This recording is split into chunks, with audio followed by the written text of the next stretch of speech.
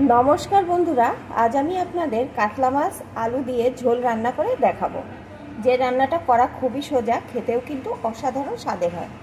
रान्नार जन्य एखाने आमी कयेक टुकरो कातला माछ आगे थाकते धुए एकटु लवण हलुद माखिए निये रेखेछि। आसुन बंधुरा ताहले रेसिपिटी देखते होले प्लिज एकटा लाइक दिए भिडियोटी कन्टिन्यू करुन। आमी जानी आपनारा सकलेई हयतो रान्नाटा करेन, तबे आमी किभाबे खूब सहजे टेस्टी कातला माछेर झोल रान्ना करी सेटाई आज आमी आपनादेर साथे शेयर करछि। रान्नार जन्य एखाने आमी कड़ाइये परिमाण मतो सर्षेर तेल दिए दिएछि। तेलटा किन्तु गरम हये गेছে। এখন আমি মাছগুলোকে প্রথমে ভেজে নেব।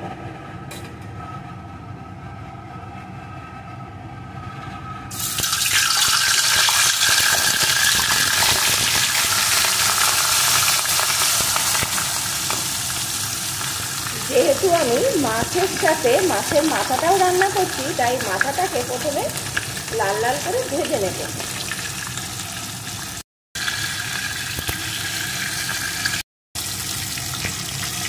মাথা দুটো আমি সুন্দর করে লাল লাল করে ভেজে নিয়েছি। এখন মাথা দুটো তুলে নেব, নিয়ে মাছগুলোকে দিয়ে দেব।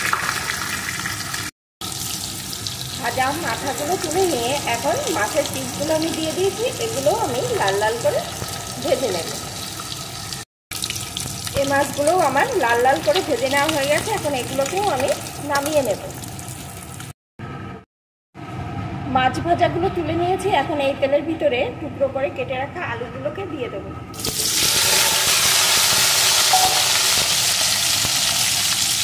দিয়ে দেব একটু লবণ। এখন আলুটাও লাল লাল করে ভেজে নেব। আলুগুলো আমি সুন্দর করে ভেজে নিয়েছি। এখন আলুগুলোকে আমি তুলে নেব। এখন ফোড়নে দিয়ে দেব একটা শুকনো লঙ্কা, একটু গোটা জিরে। ফোড়নগুলো সুন্দর করে ভেজে নেব। ফোড়নগুলো সুন্দর করে ভেজে নিয়েছি। এখন এর ভিতরে দিয়ে দেব একটা পেঁয়াজ কুচি। পেঁয়াজ কুচিটা একটু ভেজে নেব। পেঁয়াজ কুচিটা একটু ভেজে নিয়েছি। এখন এর ভিতরে দিয়ে দেবো আমি কয়েকটা রসুন, কয়েকটা কাঁচা লঙ্কা আর একটা টমেটো একসাথে পেস্ট করে রেখেছিলাম, সেটা দিয়ে দিলাম। এখন এটাকে ভালো করে একটু কষিয়ে নেব যতক্ষণ না টমেটো রসুনের কাঁচা গন্ধটা দূর হয়ে যায়। ভালো করে বেশ কিছুক্ষণ কষিয়ে নিয়েছি। এখন এর ভিতরে আমি দিয়ে দেবো জিরে আদা বাটার পেস্ট, একটু ধনে গুঁড়ো, একটু লাল লঙ্কা গুঁড়ো, পরিমাণ মতো হলুদ গুঁড়ো, স্বাদ মতো লবণ। এখন সমস্ত কিছুকে আরও কিছুক্ষণ ভালো করে কষিয়ে নেব। এই মশলাটা যত সুন্দর কষানো হবে রান্নার স্বাদটা কিন্তু ততটাই ভালো আসবে। আর মশলা সবসময় কিন্তু একটু অল্প আঁচে কষিয়ে নিতে হয়, তাহলে মশলাটা সুন্দরভাবে কষানো হয়। মশলাটা কিন্তু আমার সুন্দরভাবে কষিয়ে নেওয়া হয়ে গেছে। দেখুন বন্ধুরা, মশলার উপর দিয়ে কিন্তু তেল উঠে এসছে। এখন এর ভিতরে আমি ভেজে রাখা আলুগুলোকে দিয়ে দেবো।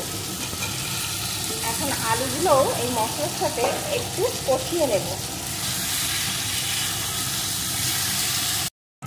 মশলার সাথে আলুটাও সুন্দরভাবে কষিয়ে নিয়েছি। এখন এর ভিতরে আমি দিয়ে দেবো পরিমাণ মতো জল। আমি কিন্তু এখানে উষ্ণ গরম জল দিয়ে দিচ্ছি।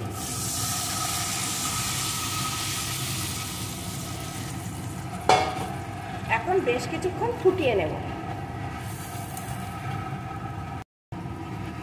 একটু ফুটিয়ে নিয়েছি। এখন এর ভিতরে আমি প্রথমে মাছের মাথা দুটোকে দিয়ে দেব।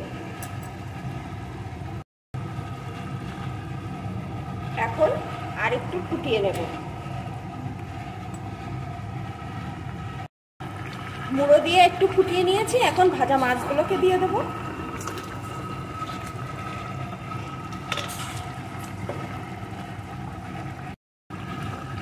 এখন আরো কিছুক্ষণ ফুটিয়ে নেব। ভাজা মাছগুলো দিয়েও আমি ফুটিয়ে নিয়েছি।